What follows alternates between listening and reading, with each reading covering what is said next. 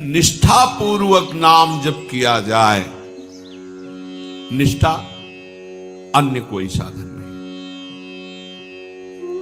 आप अपना क्या दूसरों के भी प्रारब्ध को नष्ट कर सकते हैं, इतनी सामर्थ्य है।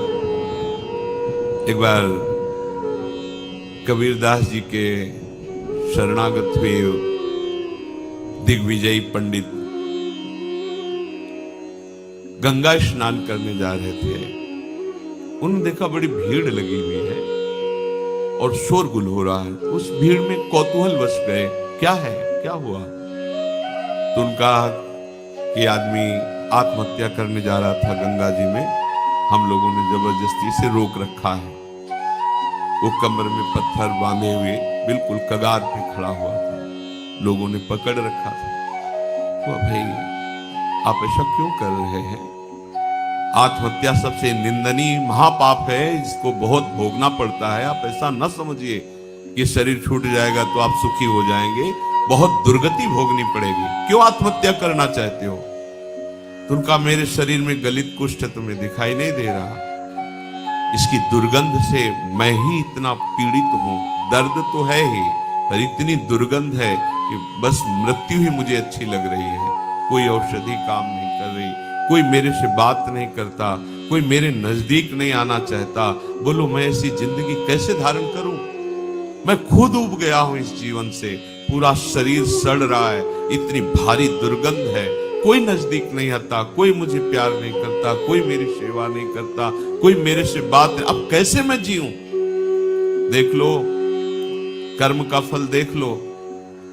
आप आज स्वस्थ हैं तो आप भजन छोड़कर मनमानी आचरण कर रहे हैं। कल जब ऐसे कर्म फल की स्थिति आएगी जो आप कर्म किए हैं कि आपसे कोई बात भी नहीं करेगा, आपके पास भी नहीं कोई बैठेगा, आप खुद जीना नहीं चाहेंगे, वो कर्म आपको इतना दंड देगा। इसलिए सावधान रहो। अवश्य में भोक्तव्यम कृतम कर्म शुभाशुभम। जो आपके शुभ अशुभ कर्म है वो आपको भोगने पड़ेंगे यदि सावधान नहीं रहे। उन्होंने कहा कि तुम भगवान नाम की महिमा को जानते नहीं हो। यदि नाम महिमा जानते तो तुम आत्महत्या करने के लिए न जाते। छोड़ो पत्थर, मैं जो कह रहा हूं मेरी बात मानो। कमर से रस्सी से जो पत्थर बांधा था छोड़ दिया। बोले खड़े हो गंगा जी में और राम डुबकी लगाओ, राम डुबकी लगाओ। 3 बार बोले, एकदम खत्म। ये उनकी कोई सुकृत नहीं थे जिसके शरीर में गलित कुष्ठ था। एक तो ये महान विद्वान शास्त्रज्ञ, दूसरी बात गुरु कृपा पात्र, तीसरी बात नाम महिमा को समझ चुके थे कबीरदास जी के द्वारा। कबीरदास जी ने इन्हीं को परास्त किया था। ये दिग्विजयी पंडित थे, कोई इनके सामने टिकता नहीं था। सब शास्त्र की जिह्वा पे विराजमान थे। काशी के विद्वान घबरा गए कि अगर काशी को पराजित कर दिया तो बहुत बड़ी ये निंदा का विषय होगा, क्योंकि ज्ञान समुद्र काशी होगा, इससे तो जीत पाना बड़ा कठिन। इसकी तो जिह्वा पे सरस्वती बैठी है। उन्होंने कहा कि यदि हमारे यहाँ के सबसे बड़े पूज्य महापुरुष हैं कबीरदास जी, अगर वो हार गए तो पूरी काशी हार गई। तुम उनको परास्त करो जाकर। यहाँ किस किस से आप विद्वता पूर्वक वाक युद्ध करेंगे? एक से एक विद्वान है, सालों लग जाएगा। हम सब सहमति देते हैं कि आप कबीरदास जी को परास्त कर दे, मानो वाराणसी परास्त हो गई। तो ठीक है, कबीरदास जी के पास गए। उन्होंने कहा शास्त्रार्थ करना चाहते हैं। तो हमें शास्त्र कहां आता है? कबीरदास बोले पराजय लिख दो, इसमें दस्तखत कर दो। हाँ करवा लो जहां दस्तखत। बोले काशी के विद्वानों ने कहा है कि आपकी पराजय पूरी काशी की पराजय। तो बोले फिर रुक जाओ, हम तुमसे प्रश्न करते हैं कि पढ़ के समझे हो या समझ के पढ़े हो? अब जो हरि के चरणारविंद के प्रेम में डूबा हुआ है उसकी वाणी सरस्वती भी नहीं समझ सकती। पहली बार उसकी बातें ही समझ में नहीं आई कि बाबा प्रश्न क्या कर रहे हैं। फिर हाथ जोड़ा, अब महाराज एक बार फिर प्रश्न कीजिए। तो उन्होंने कहा पढ़ के समझे हो कि समझ के पढ़े हो। जैसे कोई किसी को स्तंभित कर दे मंत्र के द्वारा, बुद्धि काम पूरी सभा लगी हुई है कौतूहल देखने के लिए। वो ये शास्त्र खोले वो शास्त्र खोले, कुछ महाराज हमारे तो प्रश्न ही की धरा समझ में नहीं आ रही। बोले तो उत्तर क्या दोगे, शास्त्रार्थ क्या करोगे, जब प्रश्न की ही धरा तुम्हें समझ में नहीं आ रही तो व्यर्थ में अभिमान लिए घूम रहे दिग्विजय का। पढ़ के समझो कि समझ के पढ़े हो। हम तुम्हें बताते हैं तुम ना पढ़ के समझे हो ना समझ के पढ़े हो। अगर समझ के पढ़े होते तो सब शास्त्रों का सार है भगवान के नाम में प्रेम, भगवान के चरणों की भक्ति।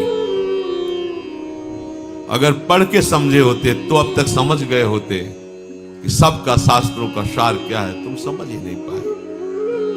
उन्होंने उसी समय सब गंगा जी में शास्त्र प्रवाहित कर दिए और श्री चरणों का कबीरदास जी के आश्रय ले लिया, शिष्य बन गए और नाम जप करने लगे। उनकी ये निष्ठा कि 3 बार नाम, ये उनकी निष्ठा, उससे उनका गलित कुष्ठ चला गया।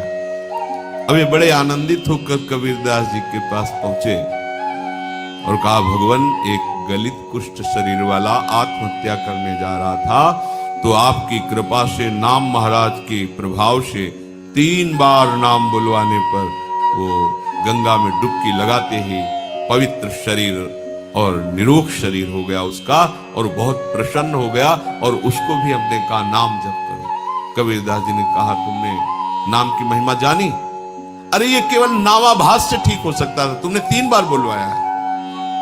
नामाभास से ये नाम की अपार, जौहरी ही तो हीरा का कीमत जानता है कि क्या है, हीरे की वक़्त जौहरी जानता है। ऐसे ही भगवत प्रेमी महात्मा जानते हैं कि नाम का प्रभाव क्या है। हम आप सब तो ऐसे ही राम कृष्ण हरि, पर ऐसे ही बोलो तो भी मंगल हो जाएगा। पर महिमा इतनी अगाध है, कह रहे अथई कांतिक भावे नोपासितम नाम भोगई के विनाशिम अपि प्रारब्धम। पर इसमें शर्त है, इसमें शर्त है अथई कांतिक, एकांतिक, अर्थात अब कोई आश्रय नहीं, कोई भरोसा नहीं, केवल नाम का आश्रय है, केवल नाम का भरोसा। इसे कहते हैं निष्ठा। निष्ठा पूर्वक जपा हुआ नाम भोग के द्वारा ही विनाश से प्रारब्ध कर्म को भोग के बिना ही नष्ट कर देता है। ये बड़ी बात है। तो आप कहेंगे कि बड़े बड़े संतों को बड़े बड़े रोग पाए गए, कैंसर, अमुक अमुक अमुक, तो क्या इन्होंने नाम जप नहीं किया क्या? जान गए, नाम जप के प्रभाव से जान गए कि ये शरीर मैं नहीं हूं, ये शरीर मेरा नहीं है, ये पानी का बुलबुला जैसा है, कुछ समय के लिए मिला फूट जाएगा। अब इसके लिए सच्चिदानंद में नाम का प्रभाव क्या रखे? जैसे सांप अपनी केचुल से कोई संबंध नहीं रखता, ऐसे भगवत भजन करने वाला महात्मा जो वास्तविक भागवतिक महिमा को जान गया है, वो इस शरीर से कोई मतलब नहीं रखता। चाहे इसमें कैंसर हो, किडनी फेल हो, कोई बड़े बड़े कष्ट हो, समझता है इसकी एक आयु निश्चित है, इसको नष्ट ही होना है। जब नष्ट ही होना है तो हम इसके लिए भजन रूपी महामहिम महिमा का प्रयोग क्यों करें? ये अविनाशी थोड़ी रहेगा, आज नहीं तो कल जाएगा। ये जब जाएगा ही तो इसके लिए हम अपने भजन को क्यों खर्चा करें? इसीलिए उन महापुरुषों ने अपने भजन का प्रयोग शरीर को स्वस्थ रखने में नहीं किया, नहीं तो इतनी सामर्थ्य है नाम में कि वो सब रोगों को नष्ट कर सकता है। आश्चर्य में ये देखा है। वो रोज सुबह आ जाता था, गले में कैंसर था, गांव का आदमी था, सरकार बहुत पीड़ा है, पैसा नहीं है, डॉक्टर कहते लाखों रुपया लगेगा ऑपरेशन इसमें।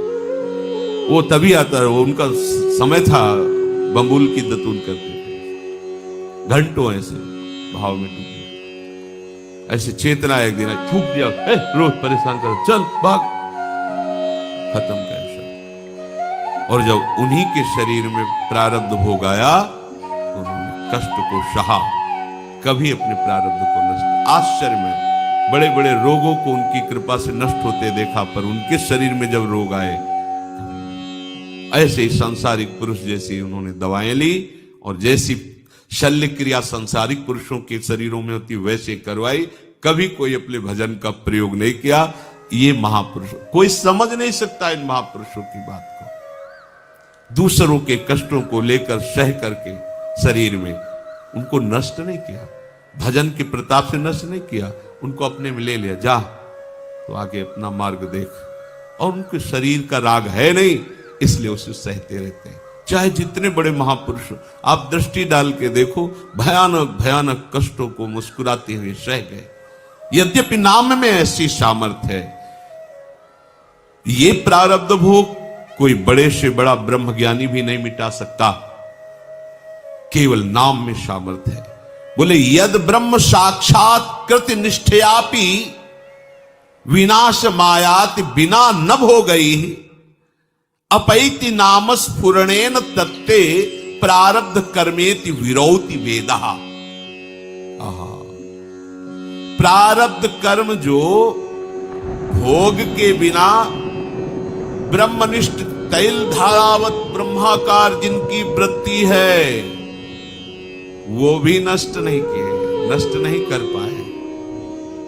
पर हे नाम भगवान, आपकी महिमा ऐसी है कि प्रारब्ध कर्म आप जिसकी जिह्वा पर स्फुरित हो गए उसको परास्त नहीं कर पाए। ये बात खास बात समझ।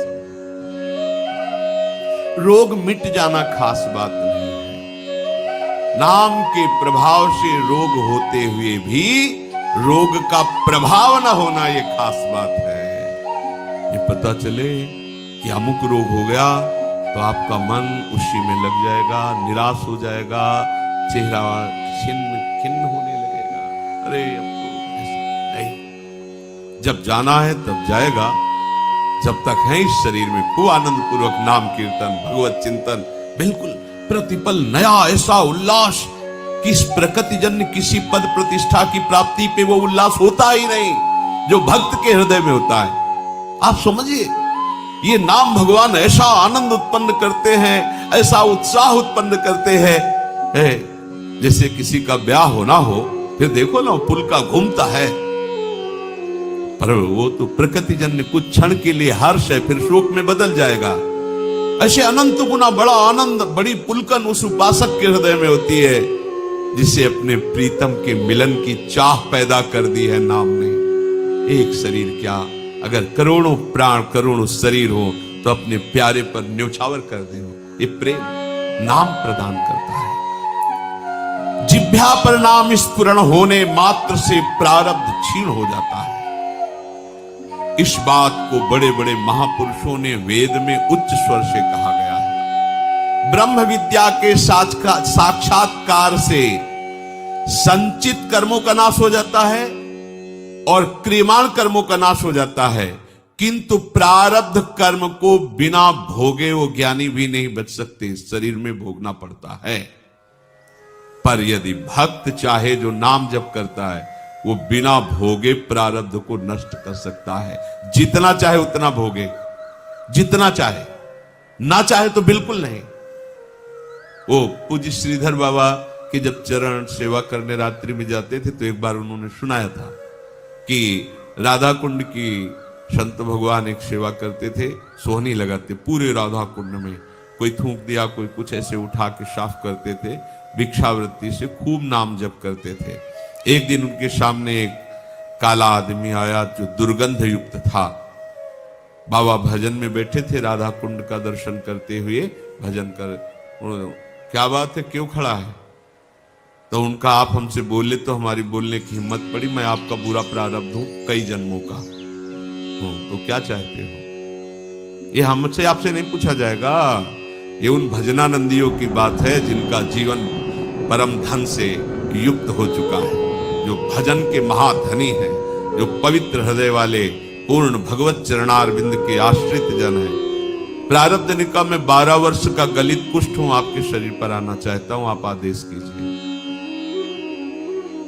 बाबा ने कहा हमारे पास 12 वर्ष नहीं कि तुम्हें लेके बैठे, रोज हमें राधा कुंड की सेवा करनी है और हमारी एक नियम निष्ठा है, ऐसा नहीं हो पाए। दूसरे दिन फिर आया और कहा कि दिन रात्रि जोड़ करके 6 वर्ष में हम भुगता देंगे, आप स्वीकार करो।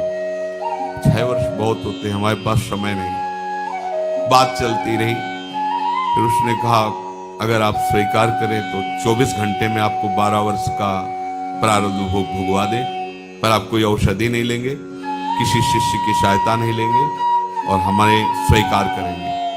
और कहा 24 घंटे ठीक है, हम सुबह सुबह राधा कुंड की सेवा करके एक कमरे में बैठ जाएंगे, आप हमारे ऊपर आ जाना, दूसरे सुबह फिर हम सेवा में आ जाएंगे, हमारी सेवा नहीं छूटेगी। चलो ठीक है। अपने शिष्यों से कहा कि आज मैं कितना भी चीखूं चिल्लाऊं, कोई हमारे कमरे में मत आना जब तक हम स्वयं खोलकर बाहर ना आए। और जहां कहा हाँ मैं स्वीकार करता हूं, तत्काल पूरा नख से सिक तक पक गया शरीर, पीप बहने लगा, भीषण पीड़ा। बस वही नाम चिंतन में अपने मन को लगा दिया। 12 वर्ष के गलित कुष्ठ प्रारब्ध को 24 घंटे में भोग कर साफ कर दिया। अगर वो नाक कह देते तो हिम्मत नहीं थी कि प्रारब्ध उनके शरीर में आ जाता। ये देखो नाम बल, नाम में बड़ी। आप क्या समझते नाम जापक हैं, आपको जो रोग आया है, जो कष्ट आया है, बहुत कम करके आया है, बहुत कम करके दुलार पूर्वक प्रभु हमें दे रहे हैं, उसको बहुत सहज सहज ऐसे ही सहज। अगर वो प्रभु से बिलग हो जाओ और फिर देखो इसका तांडव, तो आपको प्रतिपल यही लगेगा मर जाऊं तो अच्छा। सच्ची कहता हूं, प्रतिपल यही लगेगा कि मर जाऊं तो अच्छा। कितना भयानक कष्ट है, आपको अनुभव में आने लगे। लेकिन कैसे बताएं तुम्हें, यदि प्रभु के आश्रित हो तो कैसे दुलार करते हैं। तो जो प्रारब्ध कर्म ब्रह्म विद्या से भी नहीं नष्ट किया जा सकता, वो केवल नाम के द्वारा नष्ट किया जा सकता।